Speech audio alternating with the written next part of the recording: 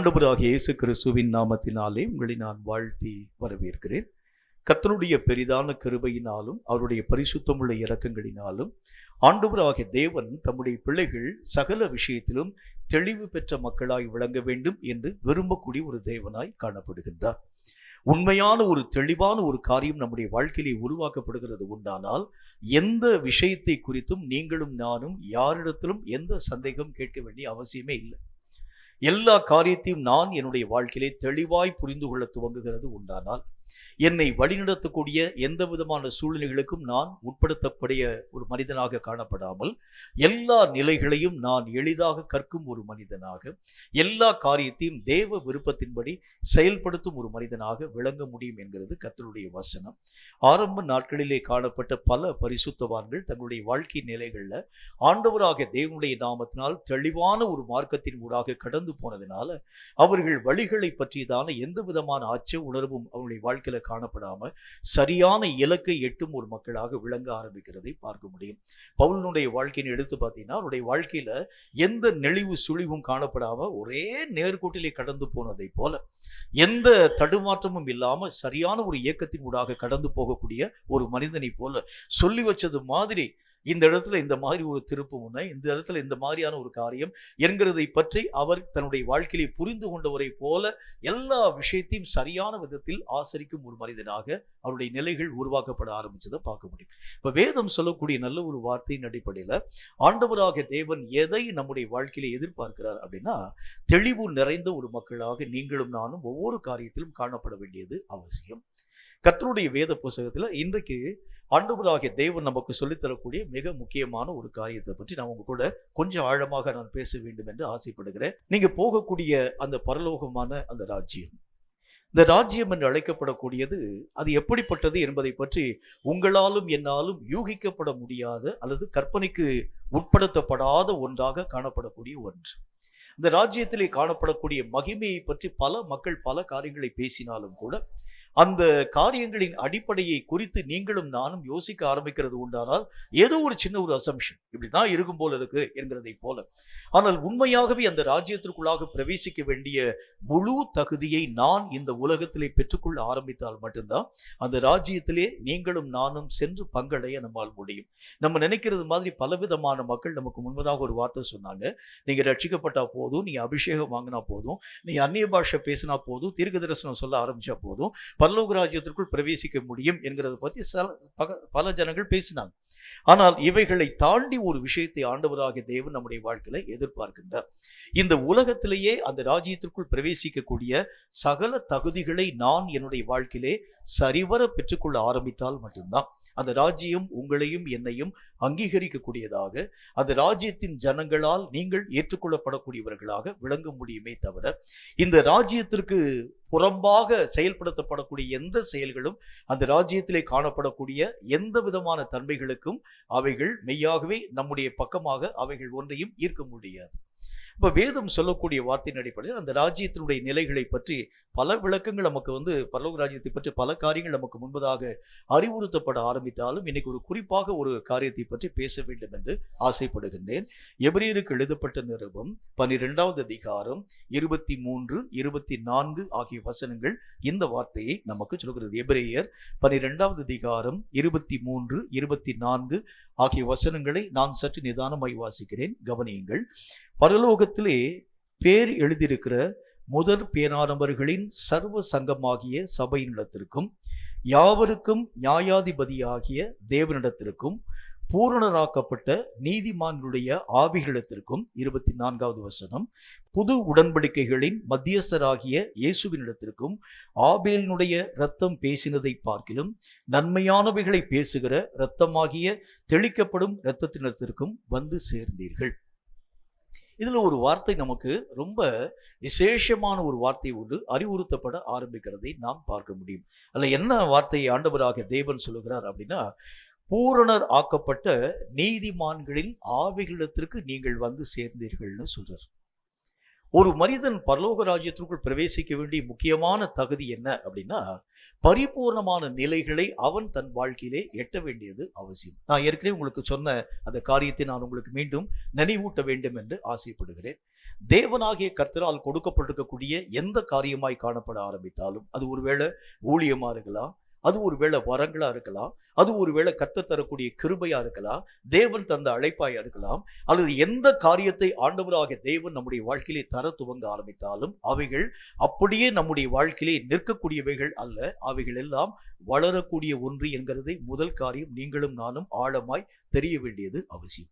ஆவிக்குரிய வரங்களை நீங்க வளரணும், ஆவிக்குரிய அறிவுல வளரணும், ஆவிக்குரிய அனுபவத்துல வளரணும், ஆவிக்குரிய புரிந்து கொள்ளக்கூடிய தன்மையில நீங்களும் நானும் வளர்ச்சியின் ஊடாக கடந்து போக வேண்டும். இப்படி தேவனாகிய கர்த்தரால் கொடுக்கப்பட்டிருக்கக்கூடிய எல்லா விஷயங்களும் வளர்ச்சிகளுக்கு உட்படுத்தப்படக்கூடிய ஒன்று.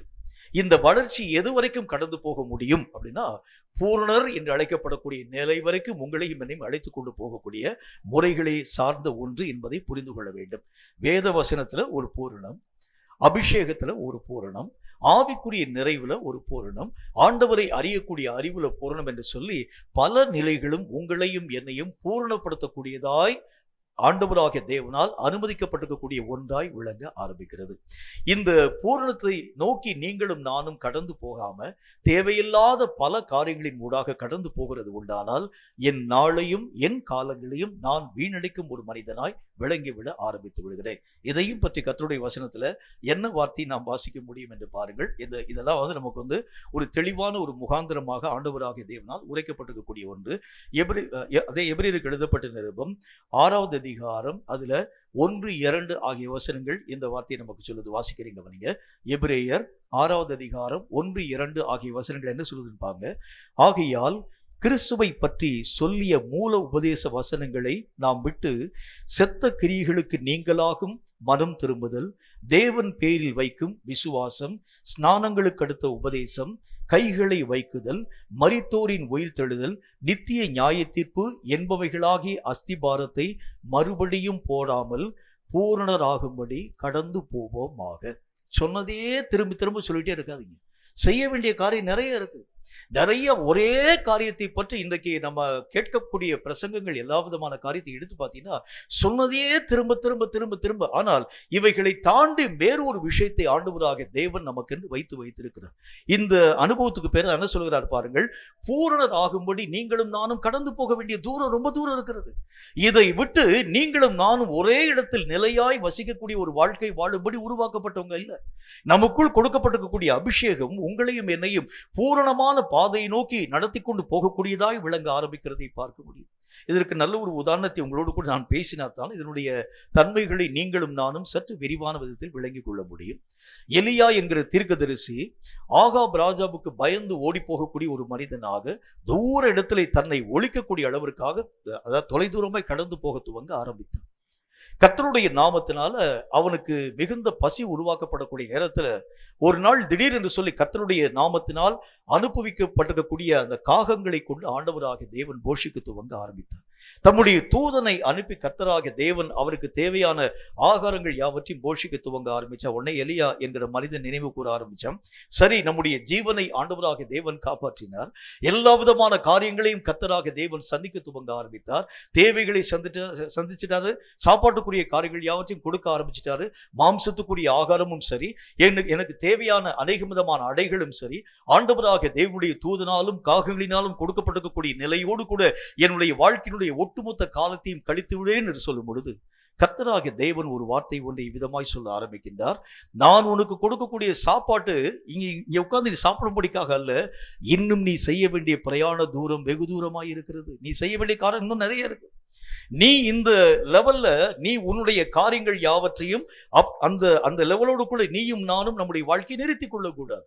இன்னும் நாம் செய்ய வேண்டிய இன்னும் நாம் போக வேண்டிய பிரயாண தூரம் அதிகமாய் காணப்படக்கூடிய ஒன்று.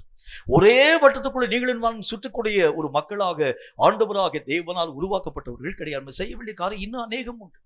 அதைத்தான் ஆண்டவராக தேவன் சொல்லுகின்றார். பூரணர் ஆகும்படிக்காக நீங்களும் நானும் கடந்து போங்க. ஒரே லெவல்ல நிக்காதீங்க.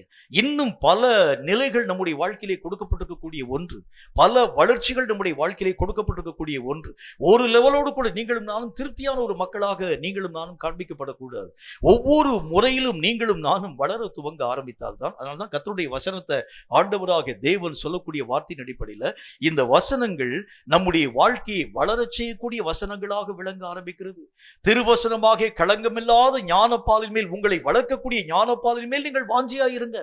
இது உங்களையும் என்னையும் பூரணர் என்கின்ற ஒரு நிலையை நோக்கி இழுத்துக்கொண்டு போகக்கூடிய லெவலை நோக்கி உங்களையும் என்னையும் அழைத்துக் கொண்டு போகக்கூடியதாய் விளங்க ஆரம்பிக்கிறது. இப்ப வேதம் சொல்லக்கூடிய வார்த்தையின் அடிப்படையில் இப்ப நான் இருக்கக்கூடிய இந்த லெவல் தான் ஆண்டவராகிய தேவனால் கொடுக்கப்பட்டிருக்கக்கூடிய லெவல்னா இல்லை. இதை தாண்டி இன்னும் நீங்களும் நானும் பல லெவல்களின் ஊடாக கடந்து போக வேண்டியது அவசியம். இன்னைக்கு நான் வாங்கியிருக்கக்கூடிய இந்த அபிஷேகம் இது எனக்கு போதுமா? இல்லை. இன்றைக்கு நான் பெற்றிருக்கக்கூடிய இந்த ஆவிக்குரிய அனுபவம் எனக்கு போதுமா? இல்லை. இன்றைக்கு நான் கர்த்தருடைய வசனங்களிலே காணப்படக்கூடிய இந்த தியானம் எனக்கு போதுமா? இல்லை. இன்றைக்கு ஆண்டவராகிய தேவனை அறியக்கூடிய அறிவை பற்றியதான விளக்கம் எனக்கு போதுமா? இல்லை. இன்னும் பூரணராக்கப்பட அநேகம் படிகளின் ஊடாக நீங்களும் நானும் கடந்து போக வேண்டியது அவசியம். இந்த படியில நான் திருப்தி அடைய ஆரம்பிக்கிறது உண்டானால் அடுத்த படியை நான் வாஞ்சிக்க மாட்டேன். அதைத்தான் கர்த்தர் நமக்கு சொல்லக்கூடிய வார்த்தையின் அடிப்படையில இன்னும் மேலான காரியங்கள் உங்களுக்கும் எனக்கும் வைக்கப்படக்கூடியதா இருக்க ஆரம்பிக்கனால இன்னைக்கு நிறைய ஜனங்கள் செய்யக்கூடிய மிகப்பெரிய தவறு என்னன்னு சொன்னா, ஒரு லெவல் வரைக்கும் அவர்கள் தீவிரமாய் வளர ஆரம்பிப்பாங்க. ஒரு லெவலுக்கு பிறகு அவங்க என்ன ஒரு காரியத்தின் ஊடாக கடந்து போயிடுவாங்க அப்படின்னா, போதும், இந்த அளவுக்கு போதும், நான் வளர்ந்திருக்கக்கூடிய இந்த அளவு என்னை பரலோகத்திலே கொண்டு போய் சேர்க்கக்கூடியதா இருக்கிறதுனால இந்த அளவோடு கூட நான் என்னுடைய காரியங்கள் யாவற்றையும் நிறுத்திக் கொள்ளுகின்றேன். நான் இதுக்கு மேல நான் ஊழியம் பார்க்க போறது, இதுக்கு மேல எந்த காரியத்தின் ஊடாக கடந்து போகிறது இல்லை. வேதம் சொல்லக்கூடிய வார்த்தையின் அடிப்படையில உங்களுடைய பூர்ணத்துவத்தை எட்டாது இருக்கக்கூடிய வரைக்கும் பரலோகம் உங்களுக்கும் எனக்கும் தொலை தூரமாய் காணப்படக்கூடிய ஒன்று. அவனவன் தன்னுடைய நிலைகளிலே பூர்ணராக்கப்பட்டிருக்கக்கூடிய மனிதனாய் விளங்கினால்தான் அந்த சர்வ சங்கத்தில் காணப்படக்கூடிய பூர்ணராக்கப்பட்டிருக்கக்கூடிய நீதிமான்களின் ஆவிகளுக்கு முன்பதாக நீங்களும் நானும் நிறுத்தப்படும் மகா உன்னதமான தகுதியை தடையில்லாமல் பெற்றுக்கொள்ள முடியும் என்கிறது கர்த்தருடைய வசனம். இப்போ நம்முடைய வாழ்க்கையில பூர்ணராக்கப்பட்டிருக்கக்கூடிய அனுபவம் என்றால் என்ன? சில முக்கியமான காரியங்களை நான் உங்களோடு கூட பேச வேண்டியது அவசியம்.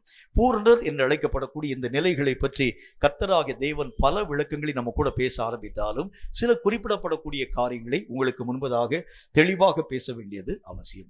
கர்த்தருடைய வேதம் சொல்லக்கூடிய முதலாவது வார்த்தையை நம்ம எடுத்து பார்க்கலாம். அன்பு என்கின்ற ஒரு விஷயத்தை பற்றி கர்த்தராகிய தேவன் பேசும் பொழுது, அன்பிலே பூரணம் அடையும் ஒரு மக்களாக நீங்களும் நானும் விளங்க வேண்டும் என்று ஆண்டவராகிய தேவன் சொல்ல ஆரம்பிக்கிறார். ஒவ்வொரு நிலையில பூரணம் அடைகிறதற்கு பல வழிகளை கர்த்தராகிய தேவன் பேச ஆரம்பித்தாலும் அன்பு கூறுதல் என்கின்ற விஷயத்துல பூரணம் அடையும்படிக்காக 3 வழிகளை கர்த்தராகிய தேவன் சொல்றார். ஒரு மார்க்கத்தோடு கூட இல்லை. இந்த அன்பு உங்களுக்கும் எனக்கும் ரொம்ப அதிகப்படியாய் தேவைப்பட ஆரம்பிக்கிறதுனால 3 வழியை ஆண்டவராகிய தேவன் உங்களுக்கும் எனக்கும் கற்பிக்கக்கூடியவராய் விளங்குகிறார். இந்த 3 மார்க்கத்திலும் நீங்கள் கடந்து போகும் பொழுதுதான் அன்பினுடைய பரிபூர்ணமான எல்லையின் ஊடாக நீங்களும் நானும் பயணப்பட முடியும்.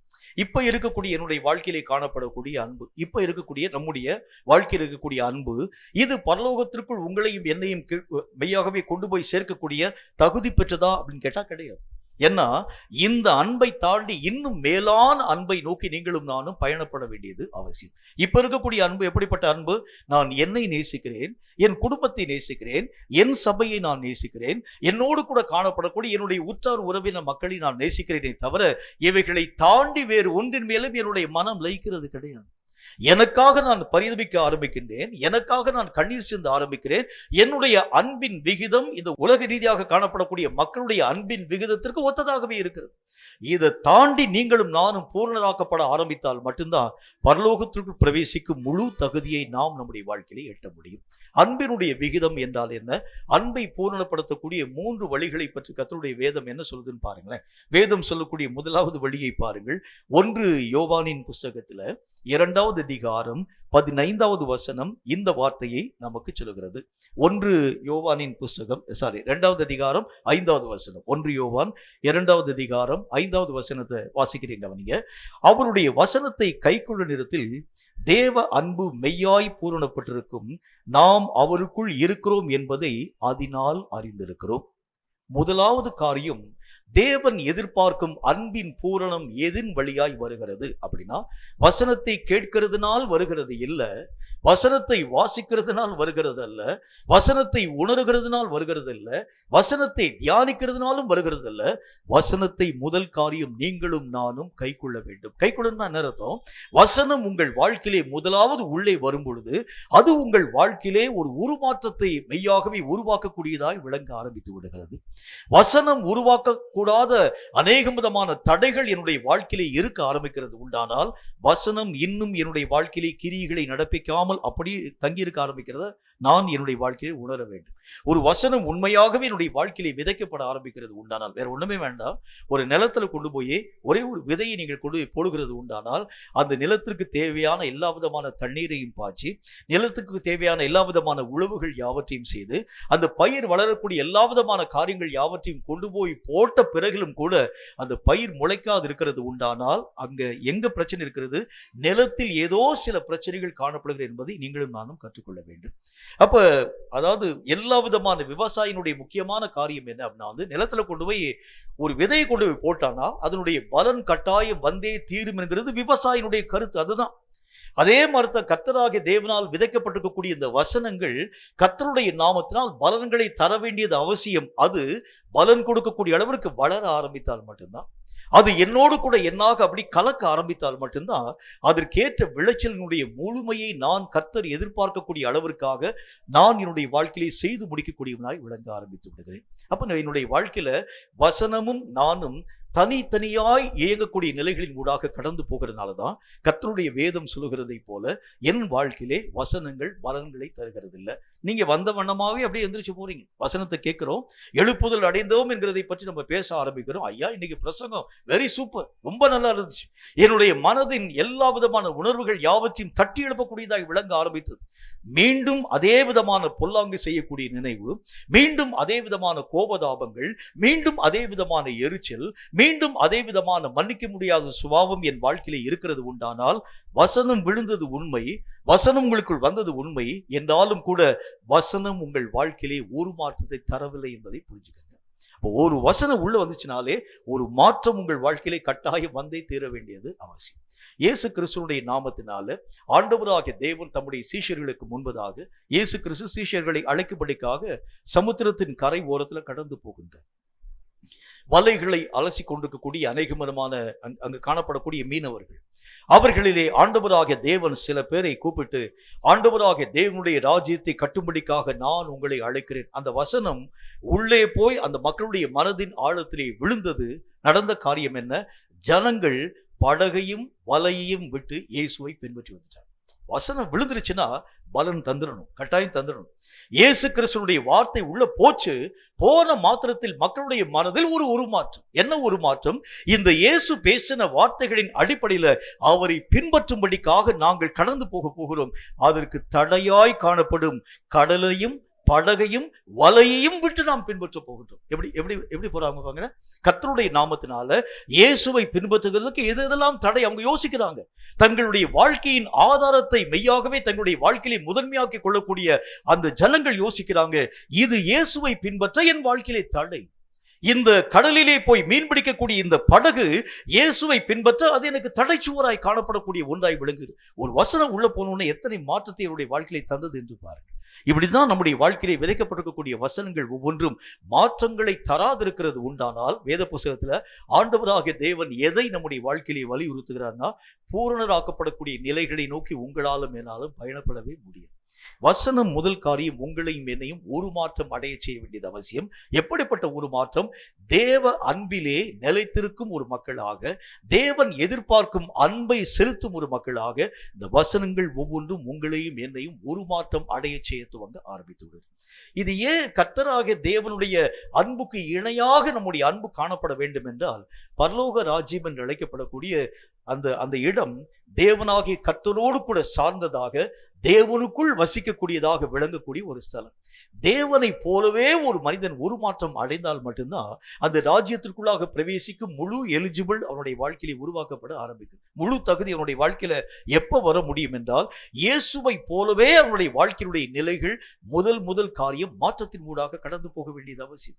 இயேசு இந்த உலகத்திலே வாழ்க்கை வாழக்கூடிய அந்த நாட்கள்ல அன்பை வெளிப்படுத்தும் ஒரு தேவனாக, அன்பை பேசும் ஒரு கடவுளாக மட்டுமல்ல, அன்பை உச்சரிக்கும் ஒரு தேவனாக மட்டுமல்ல, அன்பை நிரூபித்து காண்பிக்கும் ஒரு தேவனாக. இயேசு கிறிஸ்துவினுடைய அன்பு எப்படிப்பட்ட அன்பு? மக்களுக்காக தன்னுடைய உயிரையே கொடுக்கக்கூடிய அன்பு. நம்முடைய அன்பு எப்படிப்பட்ட அன்பு? மற்றவர்களிடத்திலிருந்து நம்மை காப்பாற்றும்படிக்காக நம்முடைய தேவைகளை பெற்றுக்கொள்ளக்கூடியதான் நம்முடைய அன்பு, என்னை நேசிக்கக்கூடிய அன்பு. ஆனால் இயேசுனுடைய அன்பு முற்றிலும் மாறாக்கப்பட்டிருக்கக்கூடிய ஒன்று, ஆண்டவராகிய தேவனுடைய நாமத்தினால் எல்லா மக்களுக்காக தன்னுடைய உயிரையும் கொடுக்கக்கூடிய அன்பு. இந்த மாதிரி ஒரு உருமாற்றம் என்னுடைய வாழ்க்கையிலே வர ஆரம்பிச்சாதான் அந்த ராஜ்யத்திலே பிரவேசிக்கும் முழு தகுதி நம்முடைய வாழ்க்கையிலே உருவாக்கப்படக்கூடியதாய் விளங்க ஆரம்பிக்கும். அன்பு நம்முடைய வாழ்க்கையிலே வராது இருக்கக்கூடிய வரைக்கும் வசனத்தில் என்னென்ன போட்டுக்கு, அன்பு இல்லாதவன் தேவனை அறிய மாட்டான். அன்பு இருக்க ஆரம்பித்தால் தான் கர்த்தராகிய தேவனே நம்முடைய வாழ்க்கையிலே வந்து வசிக்க துவங்க ஆரம்பிப்பார். அன்பு இருக்கக்கூடியவன் தான் வசனத்தை கை கொள்ளுவான். வசனத்தை நீங்கள் கை கொண்டால் தான் நானும் என் பிதாவாகிய தேவனும் உங்களுக்குள் வந்து வாசம் பண்ணக்கூடியவராய் விளங்க ஆரம்பிக்கும். அப்ப என்னுடைய வாழ்க்கையிலே தேவன் எதிர்பார்க்கக்கூடிய அன்பு இல்லாதிருக்கக்கூடிய வரைக்கும் கர்த்தாவே கர்த்தாவே நீங்க பேசினாலும் கர்த்தர் உங்கள் மத்தியிலே வந்து வாசம் பண்ண மாட்டார். கர்த்தாவே உங்க பிள்ளை நான் சொல்லி நீங்க அழுதாலும் தேவனுடைய பிரசன்னம் உங்களுடைய வாழ்க்கையினுடைய எல்லைகளை தாண்டி கடந்து போக ஆரம்பிச்சு. அன்பு நம்முடைய வாழ்க்கையை பரிபூர்ணம் அடைய ஆரம்பித்தால் மட்டும்தான் இந்த தேவனும் அவருடைய பிதாவாகிய கடவுளும் உங்களுக்குள்ளும் எனக்குள்ளும் வந்து வசிக்கக்கூடியவராய் விளங்க ஆரம்பிக்கிறதை பார்க்க முடியும். அப்ப அன்பு பூரணப்பட வேண்டும் என்று சொன்னால் முதல் காரியம், வசனங்கள் என்னுடைய வாழ்க்கையிலே மாற்றங்களை தர வேண்டியது அவசியம். இப்ப நீங்க வந்து உங்களை நீங்க ஆராய்ஞ்சு பார்க்கணும். இந்த விதைக்கப்பட்டிருக்கக்கூடிய இந்த வசனங்களால என்னென்ன விதமான மாற்றங்களை நான் என்னுடைய வாழ்க்கையிலே பெற்றது உண்டு? முன்பு காணப்பட்ட அதே கோபதாபம் இப்ப என்னுடைய வாழ்க்கையில் இருக்கா? முன்பு காணப்பட்டிருக்கக்கூடிய அதே விதமான குற்ற உணர்ச்சி இன்றைக்கு என்னுடைய வாழ்க்கையிலே காணப்பட ஆரம்பிக்கிறதா? முன்பு காணப்படக்கூடிய மன்னிக்க முடியாத சுபாவம் இன்னைக்கு வரைக்கும் என்னுடைய வாழ்க்கையில் இருக்கிறதா? அப்படின்னா என்ன அர்த்தம்? இன்னும் என்னுடைய வாழ்க்கையிலே வசனம் கிரியைகளை நடப்பிக்காமல் அது அப்படி தனியாக காணப்பட ஆரம்பிக்கிறது. அது அப்படி இருக்கு. எந்த பலனும் தராத ஒரு வசனமாகும். இவைகளினால் ஒரு மாற்றமும் என்னுடைய வாழ்க்கையிலே வருகிறது இல்லை. பூரணாக்கப்படக்கூடிய நிலைகளை நோக்கி உங்களாலும் என்னாலும் ஒரு நாளும் பயணப்படவே முடியாது.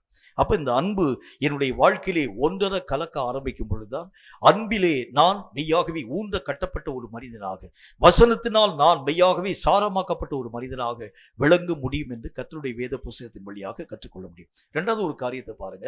தேவ அன்பு என்னுடைய வாழ்க்கையிலே பூரணப்பட வேண்டும் என்றால் இரண்டாவது ஒரு வழியை கர்த்தராகிய தேவன் சுட்டி காண்பிக்க ஆரம்பிக்கின்றார். அதே 1 யோவானின் புத்தகத்துல 4வது அதிகாரம் 12வது வசனம் இந்த வார்த்தையை நமக்கு சொல்கிறது. 1 யோவானின் புத்தகம் 4வது அதிகாரம் 12வது வசனம் இந்த வார்த்தையை சொல்கிறது. வாசிக்கிறீங்க வரீங்க? அது என்ன வார்த்தையை சொல்லுது பாருங்க. தேவனை ஒருவனும் ஒருபோதும் கண்டதில்லை, நாம் ஒருவரிடத்தில் ஒருவர் அன்பு கூர்ந்தார், தேவன் நமக்குள் நிலைத்திருக்கிறார், அவருடைய அன்பும் நமக்குள் பூரணப்படும். இரண்டாவது அன்பு பூரணப்படுகிறதுக்கு இரண்டாவது வழி என்ன அப்படின்னா, எல்லா வழிகளும் என்னுடைய வாழ்க்கையில் இந்த அன்பை பரிபூர்ணம் அடையப்பட வேண்டியது அவசியம். ஒருவரில் ஒருவர் அன்பு கூறும் ஒரு மக்களாய் நீங்களும் நானும் காணப்பட வேண்டியது அவசியம். அன்பு கூறுதல் என்று அழைக்கப்படக்கூடியது கர்த்தருடைய வசனத்தில் என்ன போட்டு பாருங்க, தன்னுடைய சகோதரனுக்காக ஜீவனை கொடுக்கிற அன்பை காட்டிலும் பெரிய அன்பு கிடையாது. அந்த அளவிற்கு நீங்களும் நானும் மற்ற எல்லா விதமான மக்களையும் நேசிக்க பழக வேண்டியது அவசியம். அதுதான் கர்த்தராகிய தேவன் சுட்டி காண்பிக்க ஆரம்பிக்கின்றார். மற்ற மக்களுக்காக என்னுடைய உயிரையும் நான் தரக்கூடிய அளவிற்காக, அவனுக்கு ஏதாவது ஒரு சில உதவிகளை மட்டுமல்ல, என்னால் ஆன மட்டும் என்னுடைய ஜீவனையே தரக்கூடிய அளவிற்காக. அப்படின்னா என்ன அர்த்தம்? என்னுடைய வாழ்க்கையினுடைய முக்கியத்துவத்தையே நான் அவனுக்காக தாரை வார்க்கக்கூடிய அளவிற்காக செலுத்தப்படக்கூடிய நிலைகளுக்கு பெயர் தான் உண்மையான அன்பு என்று கர்த்தராகிய தேவன் பேச ஆரம்பிக்கிறார். அன்பினுடைய இரண்டாவது பரிமாணம் எப்ப என்னுடைய வாழ்க்கையிலே உருவாக்கப்பட ஆரம்பிக்கும்? எல்லா விதமான மக்களையும் நீங்களும் நானும் நேசிக்க பழக வேண்டியது அவசியம். எல்லா விதமான மக்கள்னா நம்ம ஐக்கியத்தில் இருக்கக்கூடிய மக்கள் மட்டும் நான் சொல்லல, ஆண்டவராகிய தேவனுடைய சாயலாக உருவாக்கப்பட்டிருக்கக்கூடிய எல்லா மக்களையும் நீங்களும் நானும் நேசிக்க வேண்டியது அவசியம். அப்படி நீங்க நேசிச்சாதான் அந்த மக்களுக்காக ஜெபிக்கும் பொழுது உங்களை அறியாமல் கண்களிலே இருந்து கண்ணீர் தாரை தாரையாய் புறப்பட்டு வருகிறத பார்ப்பீங்க. மற்ற மக்களுக்காக நீங்கள் புலம்பி எழும் பொழுது உண்மையான மனபாரம் என்னுடைய வாழ்க்கையை பற்றி பிடிக்க ஆரம்பிக்கிறது. நான் எப்படி என்னுடைய வாழ்க்கையை புரிந்து கொள்ள முடியும்? நடந்த ஒரு சம்பவத்தை உங்களுக்கு நான் பேச வேண்டியது அவசியம். கர்த்தருடைய நாமத்தினால சாது சுந்தர் சிங் என்கின்ற கடவுளுடைய மனிதன் ஒரு முறை கர்த்தருடைய ஊழியத்தை செய்யும்படிக்காக தீபத் நேபாள் பகுதியை நோக்கி ரயிலிலே பயணப்படக்கூடிய அந்த நேரம், ரயில் ஸ்டேஷன்ல, அதாவது ஸ்டேஷன்ல ஏறி கர்த்தருடைய அந்த அந்த வார்த்தைகளை சுமந்து வைத்திருக்கக்கூடிய அநேகம் டிராக்டர் எல்லாம் கையில வச்சுட்டு இந்த தேவனுடைய மனிதனுக்கு மேல இருக்கக்கூடிய, அதாவது அந்த ஒரு ஒரு பேர்த்தை கொடுத்துருக்காங்க, அப்பர் பேர்த்து கொடுத்துருக்காங்க. அந்த பேர்த்துல அந்த தேவனுடைய மனிதன் படுத்திருந்து கர்த்தருடைய நாமத்தை அடுத்த நாள் போய் உச்சரிக்கக்கூடிய அந்த இடத்திற்காக ஜெபிக்க துவங்க ஆரம்பித்தார். இவர் படுத்திருக்கக்கூடிய பேர்த்துக்கு நேர் ஆப்போசிட் சைட்ல இன்னொரு பேர்த்துல தேவனாகிய கர்த்தரை விரோதிக்கக்கூடிய ஒரு நாஸ்திகன் ஒருவன் படுத்திருக்கின்றான். இவருடைய காவி உடையை கண்ட மாத்திரத்துல இவரை எப்படியாகிலும் பரியாசம் பண்ணிடணும், ஏளனப்படுத்தி விட வேண்டும் என்று சொல்லி இவர் என்ன செய்கிறார் என்பதை பற்றி கண்காணிக்கக்கூடியவனாய் எல்லா நேரத்திலும் கண்காணித்துக் கொண்டே இருக்க ஆரம்பித்தார். ஒவ்வொரு முறையும் ஒவ்வொரு ரயில்வே ஸ்டேஷன்ல வரக்கூடிய நேரத்துல சாது சுந்தர் சிங் மேலிருந்து கீழே, அதாவது அந்த ஸ்டேஷன்ல காணப்படக்கூடிய எல்லா விதமான தன்மைகள் யாவற்றையும் எட்டி பார்ப்பார். எட்டி பார்த்து அந்த ஸ்டேஷனை அதாவது அந்த ட்ரெயின் ஆனது கடக்கக்கூடிய நேரத்துல அவர் மீண்டும் முழங்கால் படிட்டு ஜெபிக்க துவங்க ஆரம்பிப்பார். மறுபடியும் அடுத்த ஸ்டேஷன்ல போய் அதாவது ட்ரெயின் போய் இருக்கக்கூடிய நேரத்துல மீண்டும் அந்த ரயில்வே ஸ்டேஷனை அந்த தேவனுடைய மனிதன் எட்டி பார்ப்பார். அதன் பின்பதாக மறுபடியும் முழங்கால் படிட்டு ஜெபிக்க ஆரம்பிப்பார். இந்த நாஸ்திகனுக்கு இவர் என்ன செய்யறான்னு புரியல. என்னடா ஒவ்வொரு ரயில்வே ஸ்டேஷன் எட்டி எட்டி பார்க்குறாரு. அதன் பின்பதாக மறுபடியும் போய் அந்த மேலாக இருக்கக்கூடிய அந்த அப்பர் பேர்த்துல போய் அவர் முழங்கால் படிட்டு கர்த்தரை நோக்கி ஜெபித்துக்கொண்டே இருக்க ஆரம்பிக்கிறாரு. அந்த 2 பேரும் இறங்கக்கூடிய அந்த இடம் வந்தது. இறங்கக்கூடிய அந்த இடத்துல சாதுனுடைய கையை இந்த நாஸ்திகன் தன்னுடைய கரங்களினால் பற்றி கொண்டு, ஐயா, எனக்கு ஒரே ஒரு சந்தேகம். ஆண்டவருடைய நாமத்தை அறிவிக்கக்கூடிய ஒரு கடவுளுடைய மனிதன் என்பதை பற்றி நான் உங்களை பற்றி மெய்யாகவே கற்றுக்கொள்ள ஆரம்பிச்சேன். எனக்கு ஒரே ஒரு சந்தேகம் தான் இருக்கிறது. ஒவ்வொரு ரயில்வே ஸ்டேஷன் நீங்க எட்டி பார்த்தீங்க, அதன் பின்பதாக மீண்டும் முழங்கால் படி ராத்திரியெல்லாம் தூங்காம நீ ஜெபித்துக்கொண்டே வர ஆரம்பிச்சிங்களே, இதற்கு என்ன காரணம்? அந்த தேவனுடைய மனிதன் ஒரே ஒரு வார்த்தையை சொன்னார். ஒவ்வொரு ரயில்வே ஸ்டேஷன்ல பார்க்கக்கூடிய மக்களுக்காக கடவுளை நோக்கி நான் மனம் வருந்தி ஜெபிக்க துவங்க ஆரம்பிப்பேன். ஆண்டவரே, இந்த ரயில்ல பயணப்படக்கூடிய நான் காணும் ஒவ்வொரு மனிதனும் யாராகிலும் ஒரு ஊழியக்காரன் மூலமா எப்படியாகிலும் சந்திக்கப்பட்டு அவர்களும் பரலோகத்திலே வர வேண்டும் என்கிற ஒரு ஆதங்கத்தோடு கூட அந்த மக்களுக்காக அழுது புலம்பி ஜெபிக்க துவங்க ஆரம்பிச்சேன்னு சொன்னேன். உடனே இந்த மனுஷன் கேட்டாரு, அவங்க யாருன்னே உங்களுக்கு தெரியாது, அந்த ரயில் எந்த ஸ்டேஷன் நிற்கணும் கூட உங்களுக்கு தெரியாது, அவர்கள் யாராயிருந்தா உங்களுக்கு என்ன வந்துச்சு? என் கடவுள் எனக்கு தந்திருக்கக்கூடிய அன்பினுடைய விகிதம் எல்லா மக்களையும் நேசிக்கக்கூடிய அன்பின் விகிதத்தை தந்திருக்கிறார். ஆகவே ஒருவனும் கெட்டு போகிறது என் கடவுளுக்கு பிரியமான ஒன்று அல்ல. ஆகவே எல்லா மனிதனும் ரட்சிக்கப்படும்படிக்காக நான் இரவெல்லாம் விழித்திருந்து ஜெபிக்க துவங்க ஆரம்பித்தேன் என்பதை பற்றி பேச ஆரம்பித்தேன். அப்படின்னா என்ன அர்த்தம்? உண்மையான மனபாரம் எதிலே உருவாக்கப்பட ஆரம்பிக்கிறது? நிறைய நேரங்கள்ல கொஞ்சம் நீங்களா யோசிச்சு பாருங்க. சில நேரங்கள்ல நமக்கு முன்பதாக கொடுக்கப்பட்டிருக்கக்கூடிய கான்ஃபரன்ஸ் பிரேயர்னு வச்சுக்கோங்களேன், அல்லது நம்ம ஜெபிக்கக்கூடிய ஜெபம்னு வச்சுக்கோங்களேன். இந்த ஜெபத்திற்கு பல நேரங்களில் நீங்களும் நானும் சாக்கு போக்கு சொல்ல ஆரம்பிக்கிறோம். என்னால் வர முடியலைங்க, ரொம்ப டயர்டாக இருக்குங்க, எனக்கு முக்கியமான அந்த ஒரு வேலை பழு ஒன்று காணப்பட ஆரம்பிக்கிறது, எனக்கு இந்த மாதிரி ஒரு பிரச்சனை, அந்த ஒரு சூழ்நிலைகள் காணப்பட ஆரம்பிக்கும். இது ஏன் நம்ம சொல்ல ஆரம்பிக்கிறோம்னு சொன்னால் ஒரே ஒரு விஷயம்தான், ஜெபத்தை பற்றியும் ஜெபத்திலே ஆண்டவராகிய தேவன் காண்பித்த அளவை போன்ற அளவு இல்லாது இருக்கக்கூடிய தன்மையும் தான் 100% காரணம். ஜெபிக்கக்கூடிய அந்த நேரத்தை நீங்களும் நானும் தவறாமல் அந்தந்த நேரத்தை பயன்படுத்த துவங்க ஆரம்பிச்சோம். எப்ப உண்மையான அன்பினுடைய விகிதம் என்னுடைய வாழ்க்கையை நெருக்கி ஏவ துவங்க ஆரம்பித்தோம். ஆண்டவராகிய தேவனுடைய நாமத்தினால் அப்போஸ்தலனாகிய பரிசுத்த பவுல் தம்முடைய வசனத்தில் ஒரு வார்த்தை ஒன்று எழுத ஆரம்பித்தார். சுவிசேஷத்தை நாம் பிரசங்கம் பண்ணணும், அது ஆண்டவராகிய தேவனால் கொடுக்கப்பட்டிருக்கக்கூடிய ஒரு சட்டம். என்றாலும் கிறிஸ்துவின் அன்பு என்னை நெருக்கி ஏவுகிறதுனால இந்த சுவிசேஷத்தை நான் விடாமல் செய்யும் ஒரு மனிதனாய் விளங்க ஆரம்பிக்கிறேன். அவர் போகக்கூடிய இடங்கள் எல்லாவற்றையும் பாருங்களேன், பல கலவரங்கள், உயிருக்கு அபாயம் வரக்கூடிய சூழ்நிலைகள் வர ஆரம்பித்தாலும் கூட அவருடைய உயிரை எல்லா விதமான மக்களும் வாங்கி போடலாம் என்று சொல்லி கங்கணம் கட்டிக்கொண்டு நிறைய விதமான காரியங்களின் ஊடாக கடந்து போக ஆரம்பித்தால், ஒரு தடவை போய் ஒரு அந்த நியாய விசாரணைக்காக நிறுத்தக்கூடிய நேரத்தில் கர்த்தருடைய நாமத்தினால் இந்த அப்போஸ்தலனாகிய பரிசுத்த பவுல் சொல்லுகின்றார், உயிர் தெழுதலுக்காக நான் நியாயம் விசாரிக்கப்படுகின்றேன். இந்த வார்த்தையை சொன்ன மாத்திரத்தில் கூட்டத்திற்குள்ளாக பெரிய அமளி காணப்பட்டு பவுலை கொண்டு போடு, அதாவது அந்த பவுல் என்கிற தேவனுடைய மனுஷனை எல்லா விதமான மக்களும் சேர்ந்து அழித்து போட்டு விடுவார்கள் என்பதை பற்றி இருக்கக்கூடிய மக்கள் யாவரும் பயந்து அவனை காப்பாற்ற துவங்க ஆரம்பிச்சு.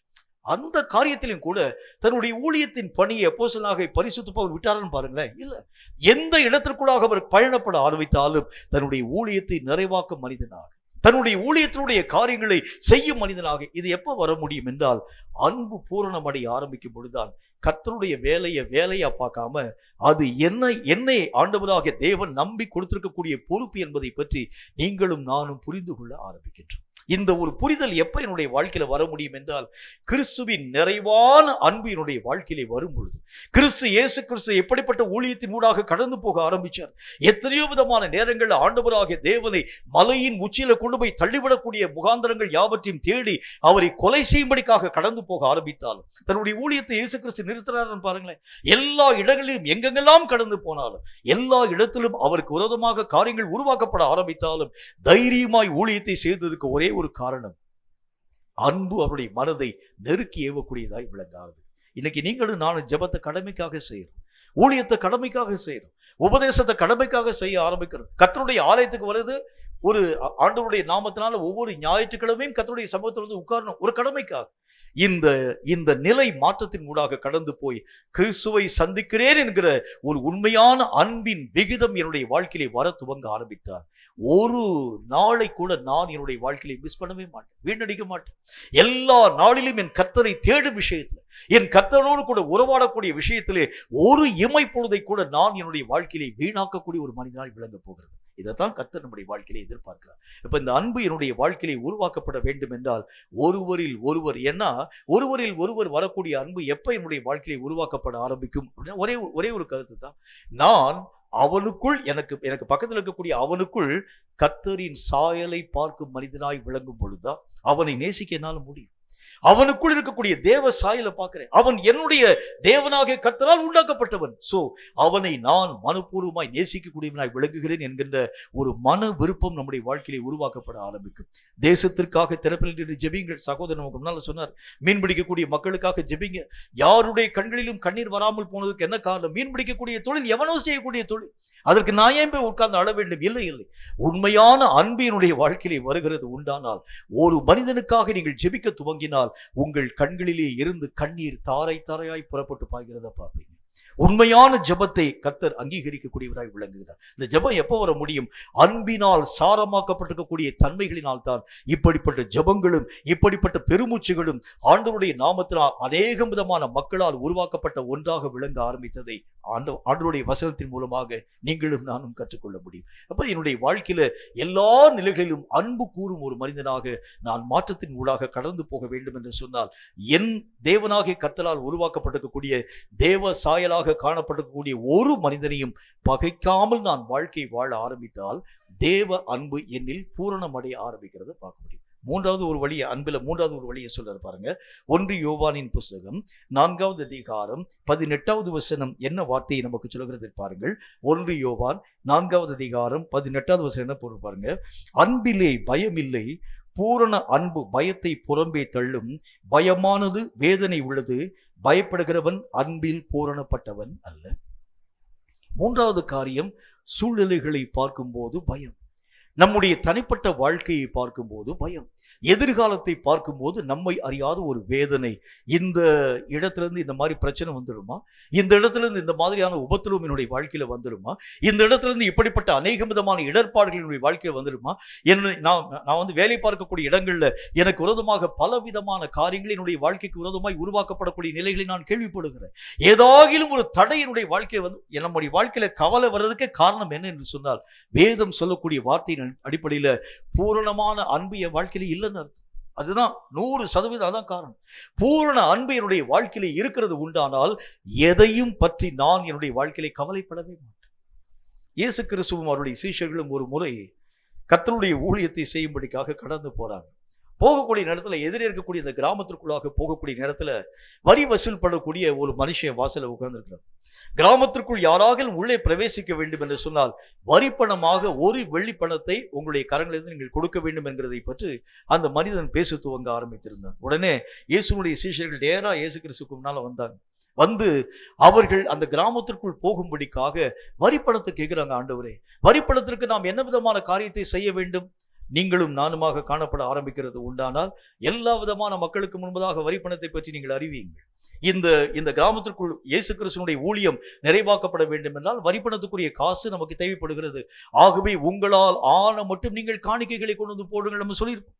ஆனால் இயேசு கிறிஸ்து வரியை பற்றியும் எந்த விதமான காரியத்தை பற்றியும் எவ்வளவேனும் கவலைப்படாமல் உடனே அங்க இருக்கக்கூடிய மக்களை பார்த்து ஒரே ஒரு வார்த்தை சொல்லுங்க, நேரா நீ வந்து சமுத்திரத்துக்கு போப்பா, உன் கையில் இருக்கக்கூடிய ஒரே ஒரு தூண்டில் எடுத்து போடு, ஒரே அங்கு அதாவது அந்த அந்த தூண்டிலே மாட்டக்கூடிய அந்த மீனுடைய வாயை திறந்துப்பார், அதிலே ஒரே ஒரு வெள்ளிப்பணம் தான் காணப்படும். இந்த ஒரு வெள்ளிப்பணத்தை உனக்கும் எனக்கும் கொடுத்து அந்த வரியை நாம் செலுத்தி அந்த கிராமத்துக்குள்ள போவோம் என்பதை பற்றி பேசுகின்றோம்.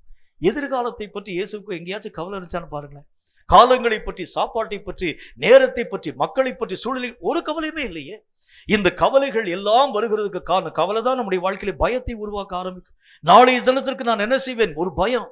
நாளைய தினத்தை பற்றி என்னை அறியாத ஒரு வேதனை. இவைகள் எல்லாவற்றுக்கும் என்ன காரணம்? பூரண அன்பு உள்ள இருந்துச்சுன்னா பயமே உள்ள வராது. நம்முடைய வாழ்க்கையிலே ஆண்டவராகிய தேவன் எதிர்பார்க்கக்கூடிய அன்பின் பரிபூர்ணம் என்னுடைய வாழ்க்கையிலே உருவாக்கப்பட ஆரம்பிக்கிறது உண்டானால் எதையும் பற்றி அச்சம் கொள்ள முடியாத ஒரு மனிதனாக நான் என் வாழ்க்கையின் நிலைகளை உருவாக்கக்கூடியவனாய் விளங்க ஆரம்பிக்கிறேன். இது என்ன சத்தியங்க ஒரு வேளை இங்கே கேட்கலாம். கர்த்தருடைய வேதம் சொல்கிறதை போல பரலோகத்தின் சட்டம் அதுதான். எதையும் குறித்து நீங்கள் நானும் பயம் கொள்ளக்கூடாது. அதான் பரலோகத்தினுடைய சட்டம். ஆண்டவராகிய தேவன் தம்முடைய ஊழியர்களை கர்த்தராகிய தேவன் அனுமதிக்க ஆரம்பிக்கின்றார். எதிரிகளை நீங்கள் துவம்சம் பண்ணும்படிக்காக, அழிக்கும்படிக்காக நீங்க கடந்து போக போறீங்க. அவர்களுடைய வளர்த்தியை பார்த்து, உருவத்தை பார்த்து நீங்கள் பயம் கொள்ள வேண்டாம். ஏனென்றால் அவர்களோடு கூட இருக்கிறவரை காட்டில் உங்களோடு கூட வரக்கூடிய கர்த்தர் நான் எல்லா காரியங்களையும் செய்து முடிக்கக்கூடிய வல்லமை பெற்றவர். உங்கள் இருதயம் அவர்களை பார்க்கக்கூடிய நேரத்தில் தண்ணீரை போல கரைந்து போகக்கூடாது, துவளக்கூடாது. அப்படின்னு அர்த்தம், பயம் கொள்ளுகிறவன் எவனும் தேவராஜ்யத்தை மெய்யாகவே பார்க்க கூட முடியாது. வசனம் அப்படிதான் போட்டு. இந்த பயத்தை புறம்பாக்கக்கூடிய ஒரே ஒரு மார்க்கம் என்ன தெரியுமா? அன்பிலே பூரணம் வந்துச்சுன்னா பயமே வராது. எல்லா காரியத்தையும் ஜெயிக்க நம்மளால முடியும். எல்லா விதமான எதிரியினுடைய சேனைகளினுடைய வாழ்க்கையிலே வர ஆரம்பித்தாலும் தேவ அன்பு பரிபூர்ணம் அடைந்திருக்கிறது உண்டானால் எதையும் ஜெயிக்கவும், எதையும் மேற்கொள்ளவும், எதையும் அழிக்கவும், எதையும் உடைக்கவும் உங்களாலும் என்னாலும் ஆகும் என்று கர்த்தருடைய வேத புத்தகத்தில் பார்க்கிறோம். அப்ப இந்த அன்பினுடைய தன்மைகள் என்னுடைய வாழ்க்கையிலே பூரணப்படுத்தப்பட வேண்டியது. பூரணமான அன்பு என் வாழ்க்கையில் இருந்தால் தான் பூரணராக்கப்பட்டிருக்கக்கூடிய ஆவிகளுக்கு முன்பதாக நீங்களும் நானும் நிற்கும் முழு தகுதி பெற்ற ஒரு மக்களாக விளங்க முடியும் என்று கர்த்தருடைய வசனத்தில் பார்க்கலாம். இரண்டாவது பூரணத்தை பற்றி கர்த்தருடைய வேதம் என்ன வார்த்தை நமக்கு சொல்கிறது என்று பாருங்கள். வேதம் சொல்லக்கூடிய மற்றும் ஒரு வார்த்தையின் அடிப்படையில் மத்தேயு எழுதின சுவிசேஷத்துல 19வது அதிகாரம் 21வது வசனம் இந்த வார்த்தையை நமக்கு சொல்கிறது. மத்தேயு எழுதின சுவிசேஷம் 19வது அதிகாரம் 21வது வசனம் இந்த வார்த்தையை நமக்கு சொல்கிறது. வாசிக்கிறேன் கேளுங்க. அதற்கு இயேசு, நீ பூரண சற்குணராய் இருக்க விரும்பினால் போய் உனக்கு உண்டானவைகளை விற்று தரித்திரருக்கு கொடு, அப்பொழுது பரலோகத்தில் உனக்கு பொக்கிஷம் உண்டாயிருக்கும், பின்பு என்னை பின்பற்றி வா என்றார். இரண்டாவது காரியம், பரலோக ராஜ்யத்திற்குள் பிரவேசிக்கக்கூடிய பூரணத்துவத்தை நான் எப்படி பெற்றுக்கொள்ள முடியும் என்றால், இந்த உலகத்தில் காணப்படும் பல விஷயங்களை நீங்களும் நானும் இழக்க வேண்டியது அவசியம். பல காரியங்களை நம்ம வந்து விட்டுக் கொடுக்க வேண்டியது அவசியம். உலகத்திலே காணப்படும் எந்த விஷயத்தையும் உங்களாலும் என்னாலும் விடுகிறதுங்கிறது சாத்தியமற்ற ஒன்று. கர்த்தராகிய தேவன் நம்மை பார்த்து சொல்லுவார், இரவும் பகலும் நீ என்னுடைய சமூகத்திலே ஊக்கமாய் காத்திருக்க வேண்டும். ராத்திரி வந்தாலே நம்ம எரியாத தூக்கம் அது கண்ணை கட்ட ஆரம்பிச்சு. சில பேருக்கு பகல்லையும் தூக்கம் கண்ணை கட்டக்கூடிய அந்த நிலைகளின் ஊடாக கடந்து போகிறத பார்க்கணும். இதுக்கு காரணம் என்ன அப்படின்னு பார்த்தீங்கன்னா, வேதம் சொல்லக்கூடிய நல்ல ஒரு வார்த்தையின் அடிப்படையில் ஆண்டவராகிய தேவன் ஒரு பூரணமான நிலைகளை நம்முடைய வாழ்க்கையில எதிர்பார்க்கிறார். பரலோக ராஜ்யம் எப்படிப்பட்ட ராஜ்யம்? இந்த உலகத்தினுடைய சட்டம் வேற, பரலோகத்தினுடைய சட்டம் வேற. உலகத்துல 12 மணி நேரம் நீங்கள் விழிப்பாக இருந்து அநேக விதமான வேலைகள் யாவற்றையும் பார்க்க வேண்டும். மீதி 12 மணி நேரம், 12 மணி நேரம் அந்த நேரத்தை தாண்டி 13, 15 அவ்வளவு நேரம் தூங்கக்கூடிய மக்கள் அநேகம் பேர் உண்டு. இது உலகத்தினுடைய வழிபாடு, உலகத்தினுடைய சட்டம். பரலோகம் என்று அழைக்கப்படக்கூடிய தூக்கத்திற்கு அப்பாற்பட்ட ஒன்று. அந்த ராஜ்யத்துல ஓய்வு ஒளிச்சல் இல்லாமல் கர்த்தராகிய தேவனை துதிக்கக்கூடிய ஒரு மக்களாய் விளங்க ஆரம்பிக்கிறார். அப்ப அந்த ராஜ்யத்திற்குள் போக வேண்டும் என்றால் அந்த சட்டத்திற்கு உட்படுத்தப்படக்கூடிய ஒரு மக்களாய் நீங்கள் விளங்க வேண்டியது அவசியம். உங்களுடைய சரீரத்திலே காணப்படக்கூடிய சோர்வு அநேக விதமான தூக்கத்தை வரவழைக்கக்கூடிய ஒரு காரியமாய் காணப்படக்கூடாது. ஏனென்றால் பரலோகத்தின் சட்டம் அப்படிப்பட்டது. பரலோகத்திலே இரவும் பகலும் ஓய்வில்லாமல் கர்த்தருடைய நாமத்தை அவங்க ஸ்தோத்திரம் பண்ண ஆரம்பிக்கிறாங்க. அவங்களுக்கு இரவும் கிடையாது, அவங்களுக்கு பகலும் கிடையாது. ஓய்வு வெளிச்சல் இல்லாமல் கர்த்தருடைய நாமத்தை துதிக்கக்கூடிய ஒரு மக்களாய் விளங்க ஆரம்பிக்கிறதை பார்க்கணும். அப்ப வேதம் சொல்லக்கூடிய வார்த்தையின் அடிப்படையில் இந்த உலகத்திலே காணப்படும் பல சட்ட திட்டங்களை நீங்களும் நானும் இழக்க கொடுக்க ஆரம்பித்தால்தான் மறு உலக வாழ்க்கையிலே பிரவேசிக்கக்கூடிய முழு தகுதி பெற்ற ஒரு மக்களாய் விளங்க முடியும். இந்த வாலிபனை ஆண்டவராகிய தேவன் பார்க்கிறார். இந்த வாலிபன் தன்னுடைய வாழ்க்கையிலே பல கற்பனைகள் யாவற்றையும் கை கொள்ளக்கூடிய ஒரு மனிதனாய் விளங்க ஆரம்பித்தார். ஆண்டவரே, உம்முடைய ராஜ்யத்திலே பிரவேசிக்கக்கூடிய தகுதி என்ன என்கிறதை பற்றி அவன் கேட்கிறான். ஆண்டவரே, உம்முடைய ராஜ்யத்துக்குள் வருகிறதுக்கு எனக்கு என்ன விதமான தகுதியினுடைய காரியம் காணப்பட வேண்டும்? உடனே ஆண்டவராகிய தேவன் அவனை பார்த்து சொல்லுகின்றார், இந்த சட்டத்திட்டங்கள், வசனங்களிலே சொல்லப்பட்டிருக்கக்கூடிய சட்டத்திட்டங்கள் எல்லாவற்றையும் நீ கை கொள்ள வேண்டும் என்கிறதை பற்றி அவர் பேசுகின்றார். பேசக்கூடிய அந்த வார்த்தைக்கு மறு உத்தரவாக அந்த வாலிபன் சொல்லுகின்றான், இவைகள் எல்லாவற்றையும் சின்ன வயசிலிருந்தே நான் என்னுடைய வாழ்க்கையை கை கொண்டது உண்டு, இன்னும் நான் மிகுதியாக என்ன காரியத்தை செய்ய வேண்டும்? அவர் சொல்லுகின்றார், நீ உன்னுடைய வாழ்க்கையை நம்பிக்கையா வச்சிருக்கிற பார்த்தியா? எதன் மேல் ஆணித்தரமான நம்பிக்கை வைத்திருக்கிறாய்? உன்னுடைய பணம், உன்னுடைய பொருள், உன்னுடைய செல்வத்தின் மேல் உன்னை அறியாத ஒரு நம்பிக்கை வச்சிருக்கிற பாரு. சில பேருக்கு பையில காசு இருந்துச்சுன்னா அவங்களை அறியாத ஒரு பலம் வந்துடும். இது பல பேருடைய வாழ்க்கையிலே காணப்படக்கூடிய ஒன்று. எந்த ஹோட்டலையும் தைரியமா உள்ள போயிடுவாங்க, ஏன்னா பையில காசு இருக்கு. எந்த காரியத்தை பற்றி உங்களுக்கு கவலையே கிடையாது. எல்லா விதமான இடங்களின் ஊடாக அவங்க கடந்து போயிடுவாங்க. எந்த பொருளை வாங்க வேண்டும் என்று சொன்னாலும் அச்சமே இல்லாத அளவிற்காக சில பேருடைய கையில் வச்சிருக்கக்கூடிய அந்த கேஷ் கார்டில் நிறைய பணத்தினுடைய மதிப்புக்குரிய காரியங்கள் வைக்கப்பட்டிருக்கிறதுனால எதையும் குறித்து அச்சம் இல்லாமல் கடந்து போக ஆரம்பிச்சுவார். இதே மனிதனை பயமுறுத்த வேண்டும் என்றால் அவன் கையில் வச்சிருக்கக்கூடிய அந்த பணத்தையோ இந்த கேஷ் கார்டையும் நீங்க வந்து கொள்ளடிச்சிருங்க, அவனுடைய பலம் எல்லாம் பலவீனப்படுத்தப்பட ஆரம்பிக்கிறத பாருங்க. அவன் நம்பிக்கை எதுல இருக்கு? கையில் இருக்கக்கூடிய பணத்தின் மேல, கையில் இருக்கக்கூடிய உடன்மையின் மேல. கர்த்தராகிய தேவனுடைய வசனம் எதை நம்முடைய வாழ்க்கையை சுட்டி காண்பிக்கிறது? உலகத்திலே காணப்படும் எந்த நிலைகளை நீ நம்புகிறது உண்டானால் பரலோக ராஜ்யத்திற்கு நீ மெய்யாகவே தகுதியற்ற ஒரு நிலையின் ஊடாக கடந்து போயிடுவ. உலகத்திலே காணப்படும் நம்பிக்கைகளை துறந்து கர்த்தரை மட்டும் நீ நம்ப துவங்க ஆரம்பித்தால் மட்டும்தான் அந்த ராஜ்யத்தில் பிரவேசிக்கும் தகுதி. ஊழியத்துக்கு போங்கப்பா, கர்த்தராகிய தேவன் சொல்லுகின்றார். ஊழியத்துக்கு போங்க. ஊழியத்திற்கு போகக்கூடிய எல்லா விதமான இடங்களிலும் கர்த்தராகிய தேவன் தம்முடைய வசனத்தில் பேசுகின்றார். உலகத்தின் எல்லா இடங்களிலும் நீங்கள் மெய்யாகவே என்னுடைய வார்த்தைகளை சுமந்து தெரியுங்கள், என்னுடைய வார்த்தைகளை அறிவீங்கள். சரி ஆண்டவரே, நான் வெளிநாட்டின் ஊடாக நான் ஊழியத்திற்கு கடந்து போக வேண்டும். அதற்கு உண்டான எல்லா விதமான தேவைகள் எல்லாவற்றையும் நான் சந்திக்கிறது எப்படி? எனக்கு உண்டான டிக்கெட் வாங்கக்கூடிய வழிமுறைகளுக்கு உண்டான தேவைகள் யாவற்றையும் சந்திக்கிறது எப்படி? நான் அதற்கு தேவையான பணத்தினுடைய தன்மைகளை நான் எப்படி என்னுடைய வாழ்க்கையை கொண்டு போக முடியும்? கர்த்தர் சொல்லல, பணத்தெல்லாம் எடுத்துட்டு போகாது, பர்ச கூட எடுத்துட்டு போகாது. அவர் சொல்லக்கூடிய வார்த்தை அடிப்படையில் உன்னுடைய கையில ஒரே ஒரு தடியை மாத்திரம் தூக்கிட்டு போப்போம். யோசிச்சு பாருங்க, ஃப்ளைட்டை போகக்கூடிய நேரத்தில் ஒரே ஒரு கம்பம் மாத்திரம் கையில் வச்சுக்கிட்டு ஒரு பர்ஸ் கூட இல்லாம எந்த விதமான காசும் இல்லாம நீ என்னுடைய ஊழியத்திற்குன்னு உலகமெங்கிலும் சுருதி. இதுதான் பரலோகத்தின் சட்டம். இது உலகத்தின் கண்களுக்கு அது ஒரு வித்தியாசமாக, அது ஒரு புதுமையாக காணப்படக்கூடிய ஒன்று. இது எப்படிங்க சாத்தியமாக்கப்பட முடியும்? கர்த்தர் சொல்கிறார், இதுதான் சாத்தியம், இப்படிதான் நீ இருக்க வேண்டும். வேதம் சொல்லக்கூடிய சட்டங்களுக்கு நீங்களும் நானும் உடன்பட வேண்டும் என்று சொன்னால் உலகத்திலே காணப்படும் தன்மைகளை, அறிவை, உலகத்தின் அனுபவங்களை இழந்தால்தான் மறு உலகத்திலே மகிமையான காரியங்களை பெற்றுக்கொள்ள நம்மளால முடியும். உலகத்திலே காணப்படும் பலவிதமான தன்மைகளை நான் வைத்துக்கொண்டு மறு உலகத்திலே காணப்படக்கூடிய அனுபவங்களை பெறுகிறது என்பது கடினம். ஆண்டவராகிய தேவன் தம்முடைய வசனத்தில் சொல்கின்றார். அந்த மனுஷனுடைய காரியங்களை பற்றி கர்த்தர் பேசிட்டு வரும்போது எல்லா விதமான மக்களுக்கு முன்பதாக இந்த வார்த்தையை சொன்ன மாத்திரத்துல அந்த வாலிபன் துக்கத்தோடு கூட ஆண்டவராகிய தேவனை விட்டு விலகி போகிறான். அவனுடைய ஆசையை விற்று எல்லா விதமான ஏழை மக்களுக்கு கொடுத்து விட்டு நீ உன்னுடைய சிலுவை எடுத்துக்கொண்டு என்னை பின்பற்றி வா என்று சொல்லக்கூடிய அந்த வார்த்தையை கேட்ட மாத்திரத்துல அது அவனுடைய மனசுல மகா பெரிய வேதனையை உருவாக்கக்கூடியதாக விளங்க ஆரம்பிச்சதுனால இயேசு சொன்ன அந்த பரலோகத்தினுடைய சட்டத்தை புறக்கணித்து தன்னுடைய உலக சட்டத்திற்கு இசைந்தவனாய் கடந்து போகும் பொழுது இயேசு அப்படிப்பட்ட மக்களை பார்த்து ஒரு வார்த்தை சொல்லுகின்றார். ஐஸ்வர்யவான்கள் பரலோகத்திலே பிரவேசிக்கிறது எவ்வளவு அரிதாக காணப்படக்கூடிய ஒன்றாக விளங்கு. ஏன்னா அவனுடைய நம்பிக்கையெல்லாம் பூமியிலே காணப்படக்கூடிய சட்டத்திற்கு உடன்படக்கூடிய ஒன்றாக விளங்க ஆரம்பிக்கும். அப்போ உலகத்திலே காணப்படும் சட்டங்களுக்கு நீங்கள் உட்படுத்தப்பட ஆரம்பிக்கிறது உண்டானால் தேவ ராஜ்யத்திலே பிரவேசிக்கிறனால முடியும். கர்த்தர் எதை இழக்க வேண்டும் என்று சொன்னாலும் அதை நாம் மறுக்கக்கூடாது. ஆபிரகாமை பார்த்து கர்த்தராகிய தேவன் சொன்னார், உன்னுடைய ஒரே மகனை நீ எனக்கு பலி கொடு, இழக்க நீங்கள் நானும் சம்மதிக்க வேண்டும். கர்த்தருடைய நாமத்தினால கர்த்தர் என்னென்ன காரியங்கள் யாவற்றையும் இழக்கும்படிக்காய் சொல்கிறார்கள். தீர்க்கதரிசியாகிய எசேக்கியேலை பார்த்து ஆண்டவராகிய தேவன் தம்முடைய வார்த்தையிலே பேச துவங்க ஆரம்பித்தார். உனக்கு அருமையானவளை ஒரே அடியில் நான் அடிப்பேன், அடிச்சு கொன்றுவேன், என்றாலும் கூட என்னுடைய நாமத்தினால் நீ அவளுக்காக அழக்கூடாது என்று கர்த்தர் பேசினார். கர்த்தருடைய நாமத்தினால அதாவது அந்த வசனத்தில் என்ன போட்டுருக்கு, நீ நேசிக்கக்கூடிய உனக்கு அருமையானவளை நான் உன்னுடைய கண்ணுக்கு முன்னாலே அடிச்சிருவேன், இந்த காரியத்திலும் நீ அழக்கூடாது என்று கர்த்தராக தேவன் சொன்னார்.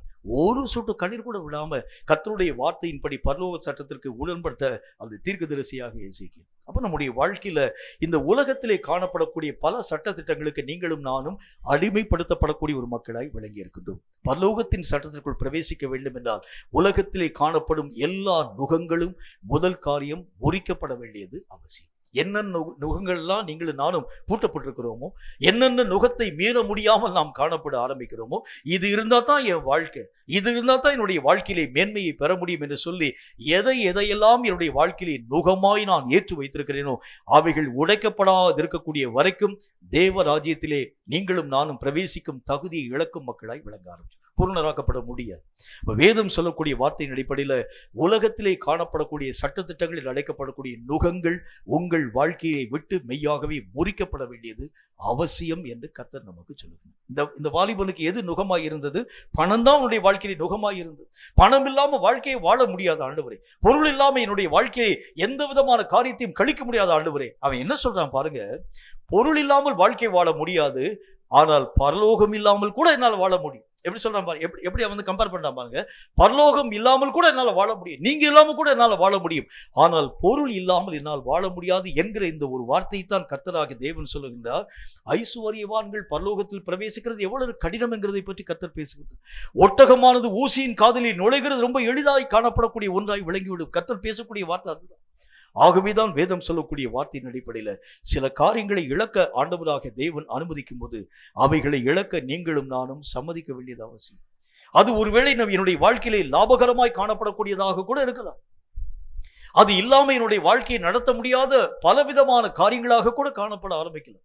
எதுவாய் இருக்க ஆரம்பித்தாலும், எது பரலோகத்திற்குள் பிரவேசிக்க என் வாழ்க்கைக்கு தடையாய் இருக்கிறதோ அவைகளை கர்த்தர் இழக்கும்படிக்கு சொன்னால் அவைகளை இழக்க நீங்களும் நானும் சம்மதிக்க வேண்டும். நீ வியாதியோடு கூட தான்ப்பா இந்த உலகத்தினுடைய காணப்படக்கூடிய அந்த வாழ்க்கையினுடைய எல்லா விதமான காரியங்களையும் நீ ஏற்க வேண்டியது அவசியம். ஏற்றுக்கொள்ளுங்க, வியாதியை ஏற்றுக்கொள்ளுங்க.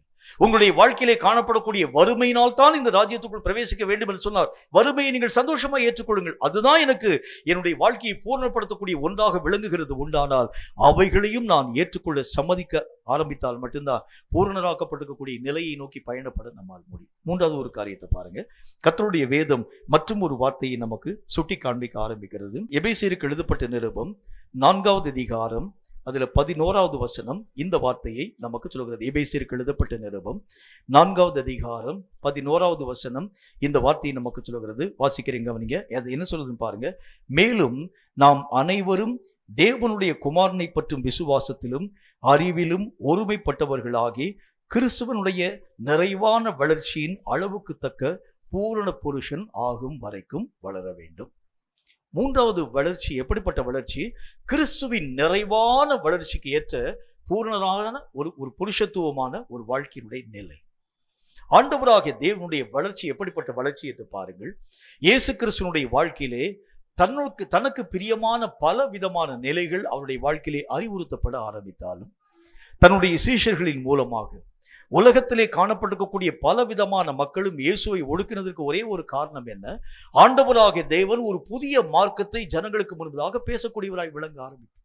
இது ஆண்டவராகிய தேவனால் கொடுக்கப்பட்டிருக்கக்கூடிய நியாய பிரமாணத்திற்கு முரண்பட்ட ஒன்றாக காணப்படக்கூடிய ஒன்று. அதனாலதான் இருக்கக்கூடிய எல்லா நியாய சாஸ்திரிகளும் எல்லா விதமான கர்த்தருடைய அந்த வேத வசனங்கள் யாவற்றையும் கற்று வைத்திருக்கக்கூடிய எல்லா விதமான ஆசாரிய மக்களும் கூட இயேசு கிறிஸ்துவை அவர்கள் எதிர்க்க துவங்க ஆரம்பிச்சாங்க.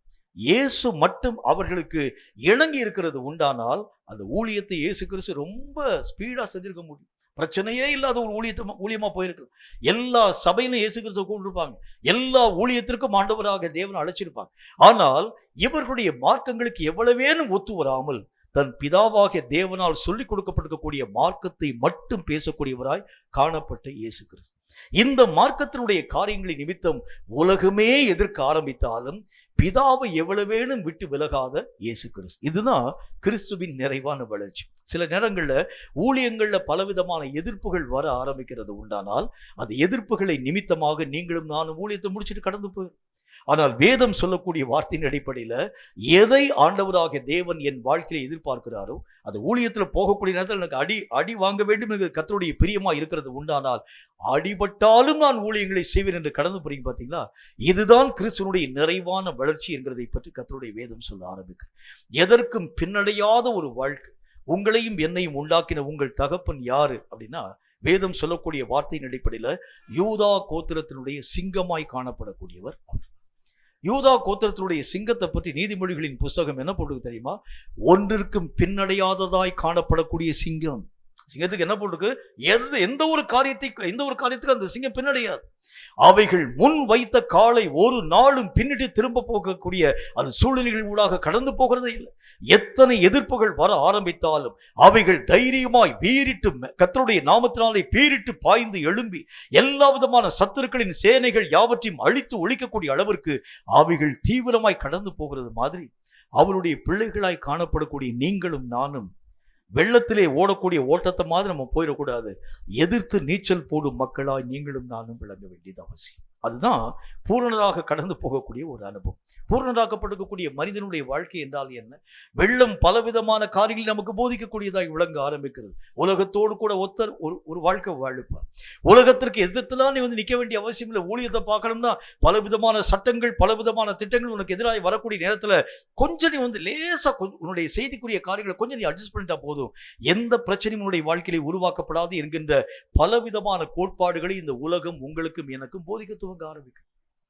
இவைகளுக்கு எவனாகிலும் ஒருவன் செவி கொடுக்கிறது உண்டானால் உலகத்தில் அவனுக்கு நல் மதிப்பு இருக்கலாம். உலகத்துல செல்வ செழிப்பான ஒரு வாழ்க்கையின் ஊடாக கடந்து போகலாம். உலகத்துல ஊழியத்துல பெரிய எல்லைகளை தாண்டக்கூடியவனாய் விளங்க ஆரம்பிக்கலாம். ஆனால் பரலோகம் உங்களை ஒரு நாளும் அறியவே அறியாது.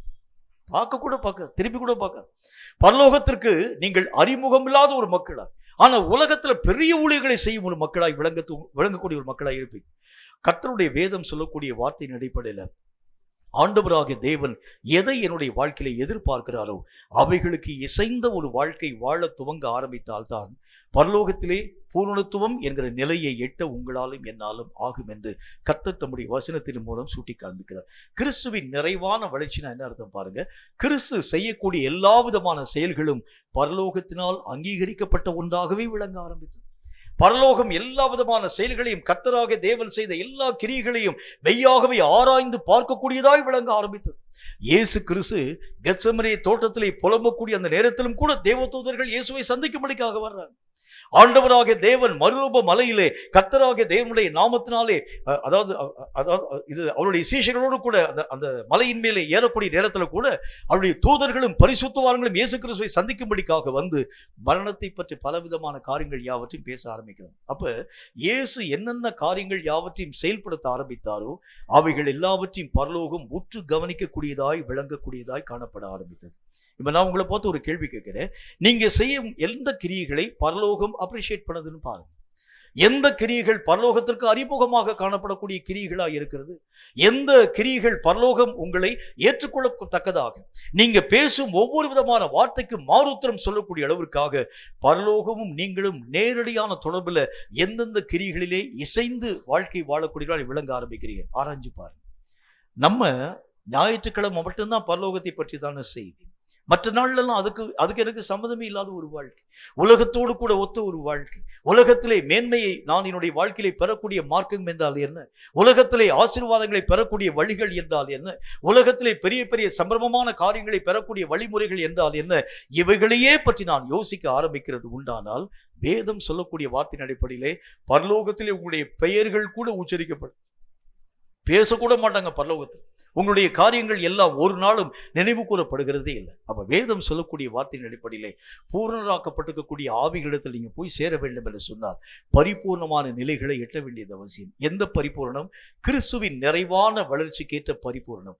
பரலோகம் அறியக்கூடிய வாழ்க்கை வாழ்ந்த இயேசுவை போல, பிதாவாகிய தேவனை மீறாத இயேசுவை போல, தன் சுயமான காரியங்களை வெறுத்து ஒதுக்கின இயேசுவை போல, தன்னுடைய விருப்பங்கள் எல்லாவற்றையும் சிலுவையில் அறைந்த இயேசுவை போல, தனக்கு உண்டான எல்லா விதமான காரியங்களையும், தனக்கு உண்டான எல்லா விதமான மேன்மைகளையும் இழக்க கொடுக்கக்கூடிய இயேசுவை போல, கர்த்தராகிய தேவன் சொல்லக்கூடிய வார்த்தை அது ஒரு கடினமான ஒரு வழியை ஆண்டவராகிய தேவன் பேசக்கூடியவராய் விளங்க ஆரம்பித்தால் இந்த உலகத்திலே காணப்படக்கூடிய மக்களுக்கு ரட்சிப்பு மூலமாய் தான் வர வேண்டும் இயேசு.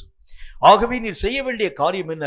ரட்சிப்பை இந்த ஜனங்களுக்கு கொடுக்க வேண்டும் என்றால் எளிதான மார்க்கத்தில் ரட்சிப்பை பெறுகிறது கடினம்.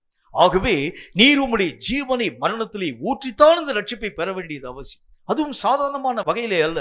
ஒரே ஒரு குண்டை உம்முடைய மார்புக்கு நேராக துப்பாக்கியை நீட்டி ஒரு குண்டை பாய்ச்சி உம்முடைய ஜீவனை ஒரு அடியிலே வாங்கக்கூடியதாய் அல்ல. கொஞ்சம் கொஞ்சமாய் நீர் கொலை செய்யப்பட வேண்டும். கொஞ்சம் கொஞ்சமாய் வேதனைப்பட வேண்டியது அவசியம். உம்முடைய ஒவ்வொரு துளி ரத்தமும் வெளியேறும் போது அந்த வேதனையுடைய உச்ச கட்டத்தை நீர் உம்முடைய வாழ்க்கையிலே அனுபவிக்க வேண்டும். இப்படிதான் பிதாவாகிய தேவன் அனுமதிச்சார். அதை இயேசு கிறிஸ்து எவ்வளவாகிலும் முறுமுறுப்போடு கூட செய்ய ஆரம்பிச்சான்னு பாருங்க. எனக்கு ஏதாச்சும் ஒரு கஷ்டம் வந்துச்சுன்னா உடனே நீங்களும் நானும் முறுமுறுக்க ஆரம்பிச்சோம். இயேசுனுடைய நிறைவான வளர்ச்சி எதை நம்முடைய வாழ்க்கையை சுட்டி காண்பிக்க ஆரம்பிக்கிறது? பிதாவாகிய தேவனை ஆழமாய் புரிந்து கொண்ட இயேசுவை போல நானும் என் ஆண்டவராகிய தேவன் தந்திருக்கக்கூடிய இந்த காரியங்களை ஆழமாய் விளங்கிக் கொள்ள ஆரம்பிக்கின்றேன். எப்படிப்பட்ட ஆழமாய்? ஆண்டவராகிய தேவனுக்கு தீமை செய்ய தெரியாது. அவர் நன்மைகளின் தேவனாய் இருக்கிறார். அவர் தரக்கூடியவைகள் எல்லாம் நன்மைதான். நான் சிறுமைப்படுத்தப்படுகிறது நன்மைதான். நான் வேதனையின் ஊடாக கடந்து போகிறது நன்மைதான். என்னுடைய வாழ்க்கையிலே அநேக விதமான இழப்புகள் வருகிறது நன்மைதான். தேவனாகிய கர்த்தரால் மெய்யாகவே தீமையான காரியங்களின் ஊடாக அழைத்துக் கொண்டு போக ஆண்டவராகிய தேவன் அறியாத ஒரு மார்க்கத்தின் ஊடாக உங்களை என்னை கூட்டிட்டு போக மாட்டார். தேவன் எதை என்னுடைய வாழ்க்கையிலே தந்தாலும் நன்மை என்பதை விளங்கிக் கொள்ளக்கூடிய மார்க்கம்தான் கிறிஸ்துவனுடைய நிறைவான வளர்ச்சியினுடைய பூரணத்துவம். பிதாவாகிய தேவன் காண்பிக்கக்கூடிய வழி அதுதான் நிறைவான ஒரு காரியத்தை நோக்கி எட்டக்கூடியதாக நம்மை நடத்தும் என்பதை இயேசு கிறிஸ்து விளங்கிக் கொள்ள ஆரம்பிச்சதுனால தன்னுடைய வழிகளை பற்றி ஒரு காலத்திலும் இயேசு கிறிஸ்து முறுமுறுக்கவே இல்லை. எல்லா காரியங்களையும் சந்தோஷமாய் ஆண்டவராகிய தேவன் ஏற்றுக்கொள்ளக்கூடியவராய் விளங்க ஆரம்பித்தார். இயேசு கிறிஸ்து சிலுவையை சுமந்து கொண்டு வரக்கூடிய நேரம், சிலுவையை சுமந்து கொண்டு வரக்கூடிய நேரத்துல தூரத்திலிருந்து வரக்கூடிய ஒரு மனிதன், இயேசுனுடைய சீஷர்களிலே அந்தரங்கமாக காணப்படக்கூடிய சீஷர்களிலே ஒருவன், அந்த இயேசு கிறிஸ்து சிலுவையை சுமந்து வரக்கூடிய அந்த நேரத்துல இயேசுவுக்கு முன்பதாக கடந்து வருகிறார். உடனே இயேசுவினால் இந்த சிலுவையை தூக்க முடியாமல் இருக்கக்கூடிய நேரத்துல சிலுவையை எடுத்து அவன் மேலே அந்த ஜனங்கள் சுமத்த ஆரம்பிச்சான். அவன் கொஞ்ச தூரம் ஆண்டவராகிய தேவனுடைய சிலுவையை சுமந்து கொண்டு வருகின்றான். சுமந்து கொண்டு வரக்கூடிய நேரத்துல கூட அதனுடைய தொடர்ச்சி நீங்க வாசி பார்த்தீங்கன்னா, மீண்டும் அந்த சிலுவையை ஆண்டவராகிய தேவன் வாங்கி என் பிதா தந்த பாத்திரத்தில் நான் தான் பானம் பண்ண வேண்டும், அதை நான் ஒருவனுக்கும் ஒரு நாள் விட்டுக் கொடுக்க மாட்டேன் என்று சொல்லி தன் சிலுவையை தானே ஏற்றுக்கொள்ளக்கூடிய இயேசுவாக. அப்படின்னா இந்த ஒரு நிலைதான் என்னுடைய வாழ்க்கையிலே ஆண்டவராகிய தேவனுக்குள் பூரணமடைய பண்ணக்கூடிய அந்த சகல விதமான சூழ்நிலைகளை உருவாக்கக்கூடிய சத்துவம் பெற்றது என்பதை கற்று உணர வேண்டியது அவசியம். வேதம் சொல்லக்கூடிய வார்த்தையின் அடிப்படையில் இந்த உலக வாழ்க்கை உங்களுக்கும் எனக்கும் நிறைவான ஒரு வளர்ச்சியை தரக்கூடியவைகள் அல்ல. உலகத்தை தாண்டி மறு உலகத்தின் ஊடாக நீங்களும் நானும் பயணப்பட போகின்றோம். அதற்கு தேவை என்ன என்று சொன்னால், இந்த உலகத்திலே பூரணமான அன்பை பெறும் மக்களாக, இந்த உலகத்திலே கர்த்தருடைய நாமத்தினால் எல்லா விதமான காரியங்களையும் இழந்து பூரணத்தை பெறக்கூடிய அளவிற்காக, கர்த்தராகிய தேவனுடைய நிறைவான வளர்ச்சியை நான் பெறுகிறதுனாலே இயேசுவின் சிந்தையை நான் தரித்துக் கொள்ளக்கூடியவனாக, எதிலும் முறுமுறுக்காத ஒரு வாழ்க்கை, எதை ஆண்டவராகிய தேவன் தந்தாலும் என்னுடைய நன்மைக்கே தவிர தீமைக்கு ஆண்டவராகிய தேவன் ஒரு காரியத்தையும் அனுமதிக்க மாட்டார் என்று சொல் கர்த்தருடைய காரியங்களை ஒரு நாளும் முறுமுறுக்காத ஒரு மனம் என்னுடைய வாழ்க்கையிலே உருவாக்கப்பட ஆரம்பித்தால் பரிபூர்ணமான நிலைகளை எட்ட உங்களாலும் என்னாலும் ஆகும் என்று கர்த்தர் நமக்கு சொல்லுங்கள். இந்த விஷயங்களை தாண்டித்தான் நீங்களும் நானும் கடந்து போக ஆரம்பிக்கிறோம். உலக வழிபாடுகளில் பல இடங்களில் நாம் சிக்குண்டு நிற்கக்கூடிய அந்த நேரத்தில் பல நேரங்களில் கர்த்தருக்கு விரோதமாய் முறுமுறுக்க ஆரம்பிக்கும். சில மக்களை நீங்களும் நானும் ஒப்பிட்டு பார்த்து முறுமுறுக்க ஆரம்பிக்கும். சில விஷயங்களை நீங்களும் நானும் நம்முடைய வாழ்க்கையில எதிர்பார்க்கக்கூடிய காரியம் வராமல் இருக்கிறது உண்டானால் கர்த்தருக்கு விரோதமான வார்த்தைகளை பேசக்கூடிய ஒரு மக்களை விளங்கி விடுகிறோம். கர்த்தருடைய வேதம் சொல்கிறதை போல ஒரு விஷயத்தை இங்க புரிஞ்சுக்கங்க, எதை கர்த்தர் அனுமதித்தாலும் நன்மையை தவிர்த்து தீமை ஒன்றையும் ஆண்டவராகிய தேவன் தரக்கூடிய விஷயத்தை நம்ம வாழ்க்கையில் அனுமதிக்கவே மாட்டார். அதை நான் ஆழமாய் விளங்கிக் கொள்ள, இதுதான் கிறிஸ்துவனுடைய சிந்தை. பிதாவாகிய தேவனால் கொடுக்கப்பட்டிருக்கக்கூடியவைகள் எல்லாம் நன்மைக்குரியவைகள் என்பதை இயேசு புரிந்து கொள்ள ஆரம்பிச்சதுனால எதையும் குறித்து இயேசு கிறிஸ்து தன்னுடைய வாழ்க்கையை முறுமுறுக்காமல் அவைகளை அப்படி ஏற்றுக்கொள்ளக்கூடிய ஒரு வாழ்க்கை வாழ்ந்தவர் மாதிரி நானும் என்னுடைய பூரணத்துவத்தை நோக்கி கடந்து போக வேண்டும் என்றால், நன்மை செய்யும் இயேசு கிறிஸ்துவினால் எதை நான் பெற்றுக்கொள்ள ஆரம்பித்தாலும், இழப்பை நான் பெற்றுக்கொள்ள ஆரம்பித்தாலும், துன்மார்க்கமான காரியங்களை பெற்றுக்கொள்ள ஆரம்பித்தாலும், துன்மார்க்கர்கள் எனக்கு விரோதமாய் மெய்யாகவே எழும்பி நின்று என்னுடைய உரிமைகள் யாவற்றையும் பறிக்கக்கூடிய நிலைகளின் ஊடாக கடந்து போக ஆரம்பித்தாலும், அனுமதித்த கர்த்தர் நன்மைக்கு எதுவாகவே இந்த காரியங்களை அனுமதித்திருக்கிறார் என்பதை பற்றியதான சிந்தை என்னுடைய வாழ்க்கையில வந்துச்சினாலே போதும், நிறைவான வளர்ச்சியாக பூரணத்துவத்தை நோக்கி கடந்து போக உங்களாலும் என்னாலும் ஆகும். ஒவ்வொரு நாளையும் இந்த நிறைவை நோக்கி நீங்கள் பயணிக்கக்கூடிய பயணத்திற்கு உண்டான வழிகளாக நீங்கள் பயன்படுத்தினால் நிச்சயமாக மறு உலக வாழ்க்கையில் பிரவேசிக்கும் முழு தகுதியை நீங்களும் நானும் பெற்றுக்கொள்ள முடியும் என்று கர்த்தருடைய வேதம் சொல்ல ஆரம்பிக்கிறது. தலைகளை தாழ்த்தி கண்களை மூடி பூரணராக்கப்பட்டிருக்கக்கூடிய நிலைகளுக்காக உள்ளத்தை திறந்து நாம் ஒருமனப்பட்டு நாம் ஜெபிக்க வேண்டியது அவசியம். கர்த்தர் பேசின இந்த வார்த்தையின் அடிப்படையிலே, கர்த்தர் உரைத்த அந்த காரியத்தின் அடிப்படையிலே நம்முடைய உள்ளத்தின் கதவுகளை திறந்து பூரணராகும்படி அழைக்கப்பட்டிருக்கக்கூடிய நான் அன்பின் பூரணத்துவத்தினுடைய நிலைகளை பெற்றுக்கொள்ளவும், எதையாகிலும் இழந்து பூரணமான காரியங்களை நான் என்னுடைய வாழ்க்கையிலே வர பெற்றுக்கொள்ளவும், கர்த்தருடைய நாமத்தினாலே கிறிஸ்துவின் நிறைவான வளர்ச்சிக்கு ஏற்ற பூரண நிலைகளை நான் எட்டவும் எனக்கு ஏற்ற கிருபையை தாரும் என்று கர்த்தரை நோக்கி உள்ளத்தின் ஆழத்தை திறந்து ஒருமுறைப்பட்டவர்களாய் நாம் ஜெபிக்க வேண்டியது அவசியம். கர்த்தர் பேசின இந்த வார்த்தையின் அடிப்படையில் நம்முடைய வாழ்க்கையை நாம் எதை நோக்கி நகர்த்தி கொண்டிருக்கிறோம் என்று பாருங்கள். உலகத்திற்கு ஒத்த வேஷம், உலகத்திலே மேன்மையை பெறக்கூடிய ஒரு மார்க்கம், உலகத்திலே மகிமையான காரியங்களுக்காக அழக்கூடிய அழுகை, உலகத்தை பற்றியதான பலவிதமான யோசனைகள் உங்கள் வாழ்க்கையும் என் வாழ்க்கையை வீணடிக்கக்கூடிய தன்மைகளை உருவாக்கக்கூடியதாய் காணப்பட ஆரம்பித்து விடுகிறது. ஒவ்வொரு நகர்வையும் பரலோகத்தை நோக்கி நீங்கள் நகர்த்த ஆரம்பித்தால் மட்டும்தான் நித்திய மகிமைக்கு ஏற்ற ஒரு மக்களாய் விளங்க முடியும் என்கிறதில் சந்தேகம் ஒன்றுமில்லை. கர்த்தர் நம்மோடு கூட பேச ஆரம்பித்தாரே.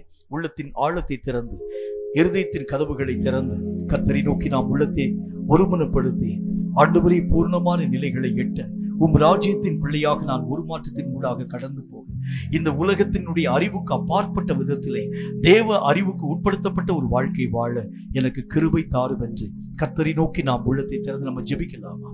நன்றி ஆண்டவரே. Thank you, my Lord.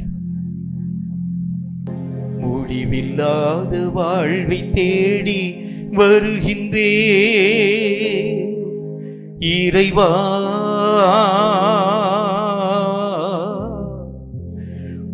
முன்னணையில் மண்டியிட்டு கிடக்கிறே ஏசையா. முடிவில்லாத வாழ்வை தேடி வருகிறே, நானே உயிர் தரும் ஊற்று என்ற வார்த்தையின் பொருள் என்னவோ, நானே உயிர் தரும் ஊற்று என்ற வார்த்தையின் பொருள் என்னவோ, ஊற்றில் பருகும் எனக்கென்றும் பசியில்லையோ, துயரில்லையோ, தாகமில்லையோ, பசியில்லையோ, துயரில்லையோ, தாகமில்லையோ, முடிவில்லாத வாழ்வை தேடி வருகின்றே இறைவா.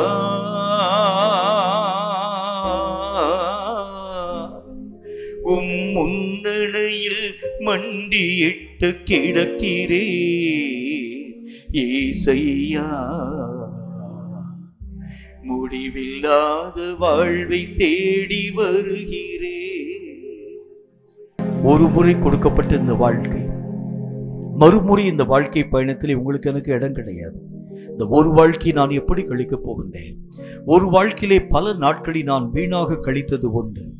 ஒரு வாழ்க்கையிலே உலகத்திற்காக அநேகமான நேரங்களில் வருத்தத்தின் ஊடாக கடந்து போனது உண்டு. உலக ஆசீர்வாதங்களுக்காக பல நேரங்களில் நான் கண்ணீர் சிந்தனது உண்டு. உலகத்திலே காணப்படக்கூடிய மேன்மைக்காக என்னுடைய எல்லா விதமான தன்மைகளையும் இழக்கும்படிக்காக ஒப்புக் கொடுத்த காலங்கள் உண்டு. இதெல்லாம் வீணாக்கப்பட்டிருக்கக்கூடிய காலம். பரலோகத்திற்காக நாம் செய்த காரியங்கள் என்ன? பரலோகம் நாம் ஏற்றுக்கொள்ளும்படிக்காக நாம் செய்த எல்லா விதமான சூழ்நிலைகள் எப்படிப்பட்டது? உள்ளத்தை திறந்து நம்ம ஒப்பு கொடுக்கலாமா? ஆண்டவரே, இனி என்னுடைய வாழ்க்கையில் நகர்த்தப்படக்கூடிய ஒவ்வொரு நகர்வும் தேவனுடைய மனம் பிரியப்படக்கூடிய அளவிற்காக, பரலோகம் எங்களை ஏற்றுக்கொள்ளக்கூடிய அளவிற்காக, பரலோகத்தில் கர்த்தாவை அறிமுகமாக்கப்படக்கூடிய அளவுக்காக எங்களுடைய ஒவ்வொரு நகர்வும் காணப்பட மாயையான எல்லா விஷயங்களையும் நாங்கள் புறம்பாக்கிவிட்டு மாயையாக தோற்றமளிக்கும் எல்லா நிலைகளை தாண்டி எங்களுக்கு தூரமாய் காணப்படும் தூர தேசத்தை எங்களுடைய கண்கள் பார்க்க கிருபை தர வேண்டும் என்று நான் ஜெபிக்கிறேன். தூர தேசத்திலிருந்து வரக்கூடிய அந்த அழைப்பை பற்றி நாங்கள் உதாசீனமாய் நினைவிலே கொண்டு விடாத அளவிற்காக, அந்த அழைப்புக்காக நாங்கள் ஆயத்த பணியிலே ஈடுபட இந்த வார்த்தைகளை கேட்கும் ஒவ்வொரு பிள்ளைகளுக்கும் கிருபை தந்து எங்களை ஆசீர்வதிக்க வேண்டும் என்று நாங்கள் ஜெபிக்கிறோம். எத்தனையோ காலங்களை நாங்கள் வீணாக கழித்த காலங்கள் உண்டு. எத்தனையோ நேரங்களை பற்றிதான கர்த்தாவே உமக்கு ஸ்தோத்திரம், நாட்களையும் காலங்களையும் வியர்த்தமாக்கி இருக்கக்கூடிய தன்மைகள் எங்களுக்கு உண்டு. இனியாகியும் எங்கள் நகர்வுகள் தேவ ராஜ்யத்திற்கு உட்படப்படக்கூடியதாக காணப்பட கிருபை தந்து எங்களை ஆசீர்வதிக்க வேண்டும் என்று நாங்கள் ஜெபிக்கிறோம். இந்த வார்த்தைகள் யாருக்கோ உரைக்கப்பட்டவைகள் அல்ல, இது எங்களுக்காக சொல்லப்பட்டவைகள் என்பதை அறிந்து இவைகளுக்கேற்ற வண்ணமாய் வாழ்ந்து உம் ராஜ்யத்தை வந்தடைய இந்த வார்த்தைகளை கேட்கும் ஒவ்வொருவருக்கும் கிருபை தந்து எங்களை ஆசீர்வதிக்க வேண்டும் என்று இயேசு கிறிஸ்துவின் நாமத்தினால் ஜெபித்திருக்கிறோம் எங்கள் பரிசுத்தமுள்ள நல்ல பிதாவே. ஆமேன், ஆமேன். கர்த்தருடைய ஆசீர்வாதத்தை ஆமேன் என்று சொல்லி நாம் பெற்றுக் கொள்வோம். கர்த்தர் உன்னை ஆசீர்வதித்து உன்னை காக்க கடவர். ஆமென். கர்த்தர் தம்முடைய முகத்தை உன்மேல் பிரகாசிக்க பண்ணி உன்மேல் கிருபையாயிருக்க கடவர். ஆமென். கர்த்தர் தம்முடைய முகத்தை உன்மேல் பிரசன்னமாக்கி உனக்கு சமாதானம் கட்டளையிட கடவர். ஆமென். என் ஆத்துமாவே கர்த்தரை ஸ்தோத்திரி, என் முழு உள்ளமினுடைய பரிசுத்த நாமத்தை ஸ்தோத்திரி. என் ஆத்துமாவே கர்த்தரை ஸ்தோத்திரி, கர்த்தர் செய்த சகல உபகாரங்களை மறவாதே. ஆமேன், ஆமேன்.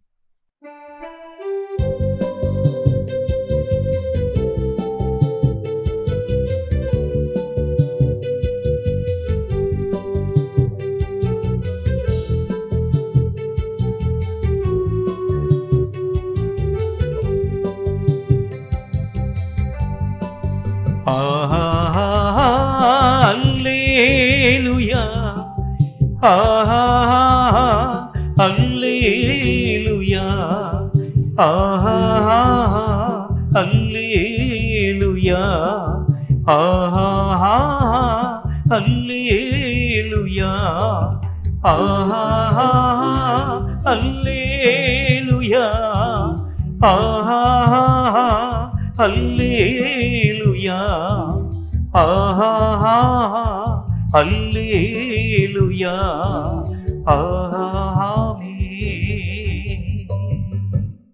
கர்த்தர் தாமே நம் ஒவ்வொருவரையும் அளவில்லாமல் ஆசீர்வதித்து பாதுகாப்பாராக. ஆமென்.